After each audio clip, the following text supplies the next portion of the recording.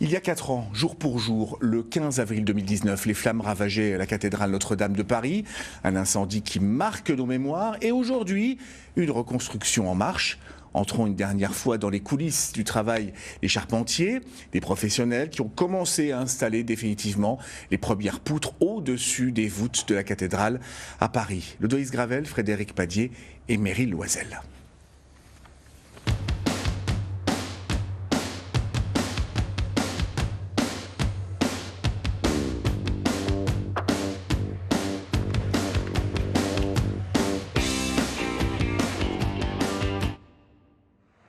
Le tabouret est un assemblage de 110 pièces de bois, un ouvrage de 15 mètres sur 13 qui pèse près de 50 tonnes. C'est sur cette charpente que vont reposer les 58 mètres de la flèche de Notre-Dame de Paris. Le 15 mars dernier, son montage à blanc était presque achevé, marquant une étape importante d'un calendrier millimétré.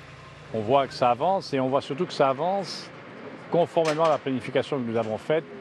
Et la vraie satisfaction d'aujourd'hui, c'est ça. C'est de voir que nous avions fixé un objectif, à savoir que le 15 avril 2023, le tabouret de la flèche serait positionné dans la cathédrale. Il fallait donc le voir ici, avant qu'il ne parte à Paris, et qu'on le repositionne dans la cathédrale.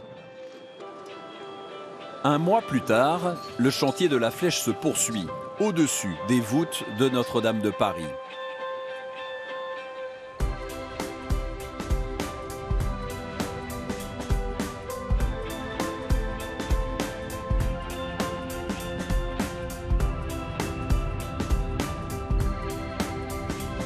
Le tabouret de la flèche a trouvé sa place définitive. Ses 4 pieds sont désormais posés, appuyés sur les 4 piliers de la croisée du transept. Pour cette reconstruction, les charpentiers du XXIe siècle reproduisent les mêmes gestes que leurs prédécesseurs de 1858. Je pense que ça devait même être plus pénible pour eux, parce que nous, c'est vrai qu'on a plus de facilité par rapport aux échafaudages, aux moyens de sécurité, aux moyens de levage. Après, oui, ils ont fait certainement les mêmes gestes, mais je trouve qu'ils ont un plus grand mérite que nous. Personne ne l'avait fait avant eux. Nous, on fait que de reproduire ce qui a déjà été fait. La flèche de la cathédrale va progressivement se dresser dans le ciel de Paris. Mois après mois, sa charpente va s'élever.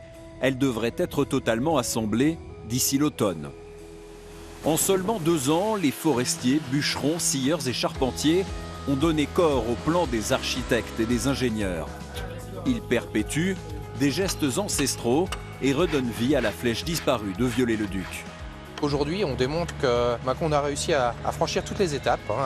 Les étapes de sourcer l'approvisionnement, les étapes de la technique, les étapes du savoir-faire. Mais si on se pose des questions, c'est peut-être qu'il y a un travail de fond à faire pour entretenir ces savoir-faire, mettre en lumière nos métiers, parce que nos métiers sont des métiers d'excellence et ils doivent être reconnus comme tels.